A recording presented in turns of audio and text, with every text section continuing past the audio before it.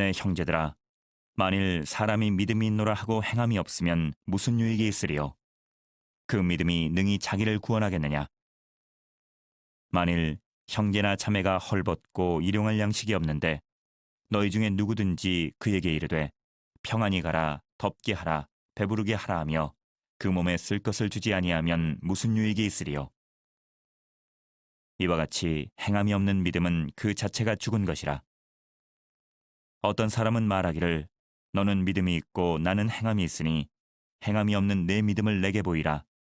나는 행함으로 내 믿음을 내게 보이리라 하리라. 내가 하나님은 한 분이신 줄을 믿느냐? 잘 아는도다. 귀신들도 믿고 떠느니라. 아, 허탄한 사람아, 행함이 없는 믿음이 헛것인 줄을 알고자 하느냐? 우리 조상 아브라함이 그 아들 이삭을 제단에 바칠 때에 행함으로 의롭다 하심을 받은 것이 아니냐? 내가 보거니와 믿음이 그의 행함과 함께 일하고 행함으로 믿음이 온전하게 되었느니라. 이에 성경에 이른바 아브라함이 하나님을 믿으니 이것을 의로 여기셨다는 말씀이 이루어졌고 그는 하나님의 벗이라 칭함을 받았나니 이로 보건대 사람이 행함으로 의롭다 하심을 받고 믿음으로만은 아니니라. 또 이와 같이 기생 라합이 사자들을 접대하여 다른 길로 나가게 할 때에 행함으로 의롭다 하심을 받은 것이 아니냐. 영혼 없는 몸이 죽은 것 같이 행함이 없는 믿음은 죽은 것이니라. 안녕하세요, 산정목교회 여러분. 하나님께서 선하게 인도해 주시는 귀한 날로서 우리가 말씀을 통해 축복을 받는 날입니다. 이 말씀이 우리 가운데 늘 있음으로 말미암아 하나님의 선하신 은혜가 드러나는 저와 여러분들의 귀한 한 날이 되기를 소망합니다. 우리가 본문을 읽었습니다. 우리가 다룰 말씀이 바로 야고보서입니다. 본문을 통해서 우리가 깨닫게 되는 것은요, 말씀이 참 우리에게 이 야고보서 말씀이 믿음에 대해서 또한 행함에 대해서 강조하고 있구나라는 것을 우리가 알 수가 있습니다. 그리고 또한 야고보서 전체를 읽어보면요, 그 가운데 예수님의 말씀을 기억나게 만드는 말씀들이 참 많이 들어가 있어요. 그러니까 우리가 알 수 있게 되는 것은 이 야고보서는 예수님의 말씀에서 분명히 비롯되어서 행함을 강조하고 있고 그 행함이 바로 믿음을 드러내는 것이구나 라는 것임을 우리가 깨닫게 됩니다. 야고보서의 개관을 봄으로써 우리가 야고보서 전체를 통해 하나님께서 어떻게 말씀을 하시는지 우리가 볼 수 있기를 바랍니다. 주제는요, 참된 믿음이란 행함이 따라야 된다라는 것이고요. 또한 목적은요, 참된 믿음은 행동이나 성품의 변화가 일어나게 할 것이며 이러한 변화가 없다면 믿음은 죽어있음을 강조하기 위해 기록되었습니다.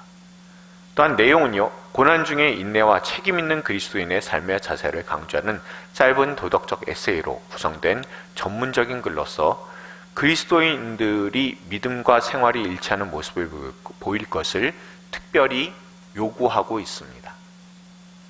핵심 단어는요, 행함이 있는 믿음입니다. 핵심 구절은요, 오늘 본문에 있는 내용들, 이 가장 핵심이 되는 그런 말씀이고요. 또한 다른 구절들을 보도록 할게요. 오직 위로부터 난 지혜는 첫째 성결하고 다음에 화평하고 관용하고 양순하며 긍휼과 선한 열매가 가득하고 편견과 거짓이 없나니 화평하게 하는 자들은 화평으로 심어 의의 열매를 거두니라 라고 하는 야고보서 3장 17절 18절 말씀이 있습니다. 또한 그러므로 사람이 선을 행할 줄 알고도 행하지 아니하면 죄니라 라고 하는 야고보서 4장 17절 말씀도 있고요. 또한 그러므로 너희 죄를 서로 고백하며 병이 낫기를 위하여 서로 기도하라. 의인의 강구는 역사하는 힘이 큼이니라 라고 하는 야고보서 5장 15절 말씀도 있습니다. 그러니까 이 말씀들 전체를 보게 되면요, 행함이라는 것, 또한 그 행함이 결국 믿음을 드러내는 것이다라는 것을 우리에게 선명히 알려주고 있다는 것을 우리가 알 수 있습니다. 자, 우리가 하고 있는 야고보서는요, 믿음하고 행함에 대한 내용입니다. 우리가 이 야고보서 같은 경우에는 일반적으로 학자들은 대략 이 야고보서가 신약 성경 중에서는 가장 먼저 빨리 기록되지 않았을까라고 추측합니다. 많은 부분이요, 예수님께서 말씀하신 내용이 사실 많이 들어와 있어요. 그렇죠? 우리가 이 야고보서가 주님의 형제 야고보가 기록한 것으로 우리가 생각을 하는데요. 또 그렇게 많이들 그렇게 판단을 하고 있습니다. 그래서 그런지는 몰라도 예수님의 어록 혹은 예수님의 말씀, 주로 예수님께서 하신 그 산상수훈이든 아니면 평지설교든 아니면 비유라든가 비유를 통해서 그때 말씀하셨었던 그런 교훈이라든가 이런 내용들이 이 야고보서에 굉장히 많이 들어와 있어요. 그래서 읽다 보면은 복음서에서 한번 읽었었던 내용인 것 같다라는 생각이 드는 경우들도 있습니다. 그래서 현재 상황으로 따졌을 때는 아마도 이 말씀이 12지파라고 되어 있죠. 12지파, 흩어진 12지파에게 보낸다라고 했으면 그러면 그냥 단순히 12지파를 그때 의미를 할 때에는요. 흩어져 있는 그 교회였을 가능성이 높습니다. 그러니까 예루살렘 교회에 핍박이 생기게 되었죠. 그리고 나서 많은 사람들이 이제 흩어지게 되기도 하고 그리고 의도치 않게 그 예루살렘 교회로부터 멀어지게 된, 그래서 멀리 살게 된 그런 여러 교회들이 있습니다. 그렇게 되었을 때 아마도 그 흩어져 있게 된 그런 그 유대인 출신의 기독교인들을 향해서 이 말씀이 전파가 되었을 가능성이 높고요. 또 한 가지 더 이렇게 보게 되면요. 여기에서 우리가 은근히 알게 되는 그 유대교의 믿음과 기독교인들의 믿음의 차이가 가장 크게 드러나는 것은 아마도 이 행함에 관련된 것이 아닐까 생각합니다. 물론 여러분들 기억을 하셔야 되는 그런 부분들은요. 행위로서는 구원받지 못해요. 절대로 구원을 행위로 받지 못한다라는 것은 이미 완전히 다 사람들이 알고 있고 그 당시 사람들도 인지하고 있는 상황입니다. 어떻게 보면요. 야고보서에 대해서 우리가 생각을 할 때는 성경 전체의 어조하고는 전혀 다르지 않는가. 다시 말하면요. 믿음으로 구원받는다라는 그런 내용하고는 무슨 큰 차이가 좀 있지 않을까라는 그런 생각이 들기도 해요. 오늘 본문 말씀에서는요. 그 행함으로 믿음을 보이리라 라고 되어 있으니까요. 그렇지 않습니까? 믿음으로만 구원을 받는다라는 것, 그것은 아닌 것 같이 이렇게 말씀이 좀 기록된 것 같은 느낌이 들어서, 그리고 행위를 강조하는 것 같은 그런 느낌이 들어서 사실 종교개혁가들 같은 경우에도 이렇게 좋아하지는 않았어요. 특히 루터 같은 경우에는요. 야고보서가 성경 안에 들어와 있는 것에 대해서 좀 불만이 좀 있었습니다. 그래서 루터는 야고보서에 대해서 지푸라기 서신이라고까지 표현할 정도로 야고보서에 대해서 가치를 낮게 생각을 했어요. 그런데 여기서 우리가 알고 있어야 되는 것은 그 믿음이라는 것은 행함으로 드러나는 거죠. 그러니까 이제 이 내용들은 이후에도 계속해서 영향을 끼쳐서 행함으로 믿음이 드러나야 된다는 것이 분명히 이 야고보서에서 주장하는 바이기도 하고요. 또한 야고보서가 기록될 그 당시의 상황들을 여러분 보시면 아마 큰 차이가 유대교인과 기독교인의 차이는 바로 이 행함에서 드러났었던 것 같아요. 우리가 바리새인들 같은 경우를 보십시오. 바리새인들 같은 경우에는 행함이라고 하는 것이 아니라 행위예요. 그러니까 여기서 행위하고 행함을 굳이 제가 이렇게 그 다른 단어를 씀으로 말미암아서 이렇게 구분을 하려고 하는 이유는요. 행위로 구원을 받지는 못합니다. 그러나 우리가 구원에 이르는 믿음을 가졌다는 사실은 우리의 행함을 통해서 드러나요. 그러면 이 행함이 어떤 행함이냐라고 한다면요. 오늘 본문의 그 행함의 실제들에 대해서 여러 가지가 등장하죠. 말을 제어를 잘해야 된다든가 아니면 가난한 사람하고 부자인 사람하고 차별 대우하지 않는다든가 그리고 일치와 화평을 위해서 노력한다든가 이렇게 드러나는 믿음이어야 된다라는 거예요. 그러나 그 당시의 바리새인들은요. 자신들이 나는 기도도 하루에 3번씩 하고 금식도 일주일에 2번씩 하고 그렇게 하면서 의로운 행위를 하는 것 같이, 마치 자신이 이렇게 해야만 구원을 받은 사람인 것처럼 보이고 그렇게 해야만 구원받는 것처럼 착각하게 만들고, 또한 그걸 통해서요, 여러분, 일치가 되지 않아요. 무슨 뜻이냐면요, 자기 자신의 의로운 행위가 있기 때문에 나는 구원받는다라는 것을 사람들한테 보이는 거예요. 바리새인들이 왜 예수님으로부터 그렇게 독사의 자식들이라고까지 이렇게 굉장히 크게 혼인하고 비난을 받은 이유가 뭐냐면요, 결국 믿음으로서 한 행동이 아니기 때문입니다. 그들이 한 행위는요, 구원을 받기 위해서 나처럼 안 하면 구원이 없다라는 것을 사람들한테 얘기를 해요. 그런데 바리새인처럼 그런 행위를 할 수 있는 사람이 몇이나 되겠습니까? 많지 않아요. 많지 않기 때문에, 그렇기 때문에 이 사람들은 자기 자신의 믿음을 뽐내고 있는 거예요. 그러니까 뽐내고 있고 과시하는 믿음을 갖고 있다 보니까, 그 신앙을 갖고 있다 보니까 사람들하고 자기 자신하고 분리가 되는 거예요. 일치가 절대 되질 않아요. 구분하고 분리하는 게, 그게 바로 바리새인들의 그 모습이었습니다. 그러니까 바리새라는 그런 이름 자체도 구분, 분리라는 의미를 갖고 있어요. 물론 거룩함을 위한 분리라고는 얘기를 하지만, 그 거룩이 다른 사람들과 차별 대우를 만들고 다른 사람들보다 내가 낫다라고 우월감을 만들고 그걸 통해서 그릇된 믿음을 사람들한테 전파하고 있다면, 그거는 소경이, 맹인이 맹인을 인도하는 꼴이 되는 겁니다. 그래서 모두 다 망하게 된다고 예수님께서 또 안타까워하시면서 말씀을 하셨습니다.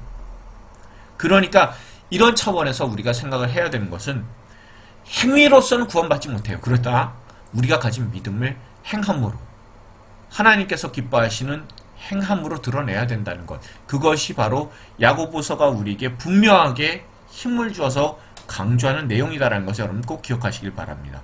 그래서 야고보서의 주제는요, 믿음을 행함으로 드러내라예요. 그러면 이 각각의 그 구분들을 보면서 우리가 생각을 해보도록 할게요. 일단은요, 우리가 보게 되는 그 내용들이 세 부분이에요.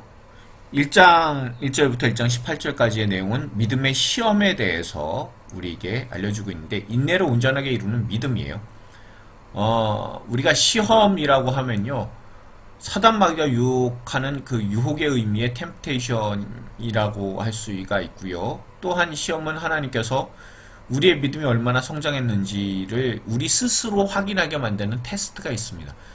이게 각각 다르게 나타날 때도 있지만 같이 등장하게 되는 경우가 있어요.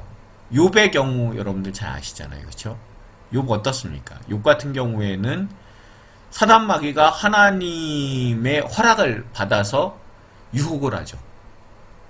그래서 어려운 일들이 삶 가운데 일어나게 됩니다. 그런데 그것을 통해서 욥의 믿음이 드러나게 됩니다. 그렇죠? 그러니까 이 시험이라는 게 각각 다르게 이제 양상이 나타나면 되는데, 이제 한꺼번에 와서 결국엔 그 두 가지 속에서 하나님의 테스트가 있고 사단 마귀의 시험이 있는 경우들이 있습니다. 그럴 때 주로 믿음이 드러나게 되어 있어요. 사람에게 어려운 일들이 닥치게 되고 유혹이 닥치면, 그러면 내가 어떤 사람인지가 분명히 드러나게 되어 있습니다. 그러면 그 시험을 통해서 우리가 알게 되는 것이 무엇이냐면, 내가 얼마만큼 하나님의 말씀을 붙들고 참을 수 있느냐, 인내할 수 있느냐입니다. 견딜 수 있느냐라는 것이 분명히 드러나죠. 그래서 믿음의 시험에 대해서 이렇게 이야기를 하고 있습니다. 아까도 말씀을 드린 것처럼요, 분명 예루살렘 교회에 핍박을 당하고 있는 그런 상황이었을 거예요. 주후 약 46년부터 49년경으로 생각이 되고요. 그리고 이때의 일들에 대해서 사람들은 되게 어려워했을 겁니다. 왜 예수 믿었는데 이렇게 어려운 일이 생길까라는 것에 대해서 고민했을 거예요. 그러나 그럴 때일수록 인내로서 시험이 있는 것은 당연하다라고, 그 시험이 오히려 인내로 우리를 이뤄나가고 그것을 통해 우리의 믿음이 드러날 것이라고 그렇게 분명하게 우리에게 알려주고 있습니다. 자, 믿음의 특성에 대해서는요, 1장 19절부터 5장 6절까지인데요. 그러니까 믿음이라는 것은 사실 꺼내 보기가 사실 쉽지 않습니다. 그렇죠? 행동으로 나타날 수밖에 없어요. 행함을 통해서 완성되는 것이 믿음의 특성입니다. 안에 있는 믿음, 내가 믿음 있다라고 얘기하고 말로만 할 수 있는 게 아니잖아요. 그것을 확실하게 보여줄 수 있는 것은 행함에 있습니다. 그 부분에 대해서 이야기를 해주고 있고요. 믿음의 승리에 대해서는요, 시험과 죄의 유혹을 이기는 믿음에 대해서 주로 이제 기도에 관련된 내용을 하면서 5장 7절부터 5장 20절까지의 내용에서 드러나고 있습니다. 자, 각각의 그 구체적인 내용들을 조금 더 자세히 살펴보면 이렇습니다. 결국에는 시험의 목적은 인내를 만드는 거예요. 그렇죠? 자, 그런데 그 시험이라는 것은 분명히 사람의 욕심을 자극합니다. 여러분, 그러니까 하나님께서는 우리에게 유혹하지 않으신다는 거예요. 하나님께서 우리를 시험하신다라는 것은 하나님께서 우리를 유혹하신다가 아니란 뜻입니다. 하나님께서 우리 스스로 얼마만큼 믿음을 갖고 있는지 성장했는지에 대해서 스스로 확인할 수 있도록 테스트를 허용하세요. 그것을 여러분들 꼭 기억하십시오. 그러나 중요한 것은 욕심으로 시작되는 시험의 근원이 되지 않기를 바란다라는 거죠. 그걸 꼭 여러분들 기억하시기 바랍니다. 자, 그 다음에 믿음의 특성의 부분에서는 온전케 하는 실천의 믿음인데요. 여러분, 가난한 자에 대해서도 이야기하고 혀에 대해서도 이야기를 하죠. 자, 그러면요, 결국에는요, 믿음이 있다는 것은 결국 행동으로 드러나는데, 그럼 어떤 구체적인 행동이 있냐는 거죠. 그러면 실천으로 따졌을 땐 혀에 대한 내용들도 나오고요. 그러니까 말 조심해라, 크리스천다운 말을 써라 라는 거죠. 그리고 위로부터 난 화평의 지혜. 당시에 이런 시험이 오니까 아마도 교회 안에서 분열이 생겼던 것 같아요. 예수 믿는데 왜 이렇게 어려움이 생기고 힘든 일들이 생기고 왜 자꾸 시험거리가 생기느냐 라고 사람들이 생각했었던 것 같아요. 그랬을 때 온전케 하는 실천의 믿음임을, 그러니까 믿음은 반드시 실천, 행함을 통해서 드러나게 된다는 것을 알려주기 위한 그런 하나님의 테스트다라는 것을 알려주고 있는 것이고요. 또한 그렇게 해서 분열이 되고 나면 어떻습니까? 교회가 어렵습니다. 그럴 때 세상에서의 지혜, 지금 이 땅에서의 지혜를 구하지 말고 위로부터 난 화평의 지혜를 구하라고 우리에게 알려주고 있고요. 또한 교회 안에요, 부자와 가난한 자가 있는데 부유한 사람에 대해서는 잘 대해주려고 해요. 그러나 가난한 사람에 대해서는 이렇게 좀 차별을 두게 되죠. 그런 모습들이 아마도 유대인들의 모습, 유대교의 모습이었습니다. 그것과는 전혀 다른 기독교인의 모습이다라는 것을 알려주기 위해서 차별화된 믿음이라면 차별화된 행동을 해야 된다는 겁니다. 그래서 유대교 안에서는 차별이 있다 할지라도 우리 기독교는 서로 품을 수 있어야 된다라고 얘기해서 그것을 통해 하나 되고 교회가 화평을 이루며 그게 바로 위로부터 난 지혜다라는 것을 우리에게 알려주고 있습니다. 자, 믿음의 승리의 부분에서는요, 우리 주님께서 재림하실 것에 대한 기대를 가지고 지금 현재 시험을 이기라라는 거죠. 또한 고난받는 자를 위해서 기도를 해주라는 거예요. 모든 사람들이 고난받지만 조금 더 고난을 받고 힘들어하는 사람들 위해서 우리가 얼마든지 기도할 수 있는 것, 그게 바로 믿음의 승리 아니냐고 이야기하는 겁니다. 또한 때로는요, 교회 안에 미혹된 사람들, 내가 유대교회에서 떠나지 말 것 이라고 생각하거나 아니면 지금 시험에 들고 있는 사람들, 그런 사람들을 위해서 기도해주고 인도해주라고 그렇게 권면을 하게 됩니다. 자, 그러면요, 전체적인 그런 주제에 대한 것은 믿음이 이제 발전하는 것은 그 반응을 통해서, 시험에 대한 어떤 반응을 통해서 믿음의 발전이 있고요. 믿음의 실제는 행함을 통해서 드러난다는 겁니다. 그리고 믿음의 능력은 확신 가운데, 기도 가운데 분명히 나타나게 된다라는 것을 우리에게 알려주고 있습니다. 야고보서의 전체적인 그런 이미지는 이게 아닐까 싶습니다. 그쵸? 믿음은 저렇게 올라가는 거예요. 행동하는 거예요. 행동함으로 말미암아 저렇게 반짝하고 분명히 빛이 드러나는 그런 모습이 바로 이 행함을 통한 믿음이 아닐까라는 겁니다. 믿음은 그냥 그 자리에 머물러 있지 않고 저렇게 계단을 한 걸음 한 걸음, 계단 올라가면 힘들죠. 그렇지만 한 계단 한 계단 오르면서 성숙하게 된다는 것을 우리가 알 수가 있습니다. 자, 야고보서 2장의 행함이 중심인 이유는요. 예배의 측면에서 예배의 범위는 어디까지인가에 대한 내용이라고 저는 생각을 해요. 자, 분명히 세상과 하나님이 있습니다.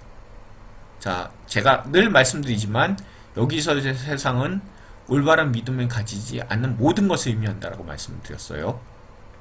자, 세상은 구분을 이야기를 합니다. 분리를 이야기해요. 일상과 종교 생활은 각각 별개 아니냐. 그러니까 예배는 너네들 말하는 그 주일, 일요일날 하루만 드리면 되는 것 아니냐. 나머지는 그냥 세상에서 살든 어쨌든 그냥 예배 드리는 시간만 잘 지키면 되는 것 아니냐. 그렇게 생각하게 만들어요. 그러니까 일상하고 종교생활을 각각 별개로 구분하도록 만듭니다. 그러나 하나님은 어떻습니까?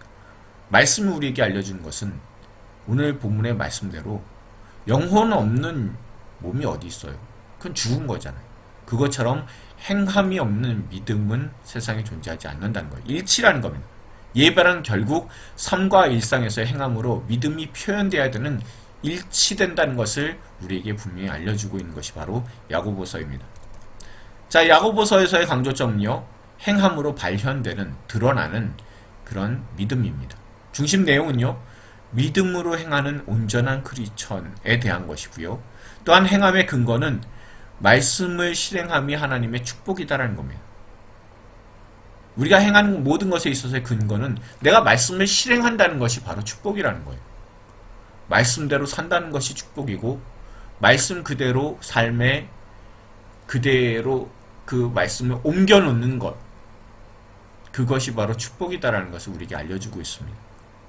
믿음의 실제는요, 내가 말을 제어한다라든가, 그래서 또한 빈자를 구제한다든가, 그리고 고난 중에 기도한다든가, 이런 실제적인 그런 내용들을 이야기를 해주고 있습니다.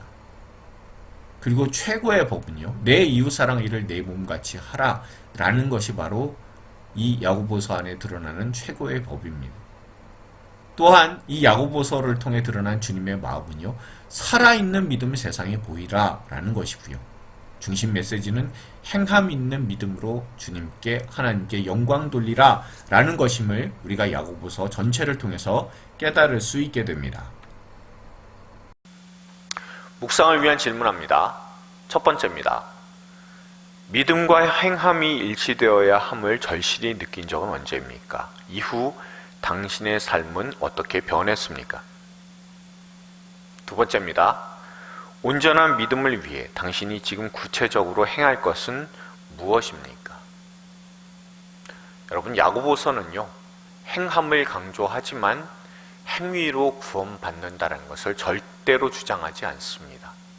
오히려 행함을 통해서 우리의 믿음이 있음을 보이라는 것, 그리고 그 믿음을 주님께서 기뻐하신다는 것을 강조해 줌으로써 우리가 올바른 믿음, 다시 말하면 내면적인 믿음이 외적으로 어떻게 성숙하게 드러나야 되느냐라는 것을 알려주는 귀한 책입니다. 우리가 늘 이 야고보서를 묵상하면서 우리의 믿음을 주님께 보이고, 또한 그 믿음을 주님께 기쁘시게 할 수 있는 저와 여러분들 다 될 수 있기를 소망합니다. 기도하시겠습니다. 그렇습니다, 주님. 시간이 지날수록 세상도, 그리고 우리 자신도 입술로만 하는 믿음 생활은 공허하고 무가치함을 느끼게 됩니다. 예수님께서도 십자가에 달려 자신의 목숨을 주신 행동으로 우리에게 생명을 주신 것처럼 우리도 주님의 말씀에 따라 순종하고 그 말씀을 지킴으로 우리의 믿음을 더욱 견고히 함으로 하나님을 기쁘시게 하는 일상을 살게 하여 주시옵소서. 우리에게 믿음으로 살아갈 지혜와 용기를 주시는 예수님의 이름으로 기도드렸습니다. 아멘.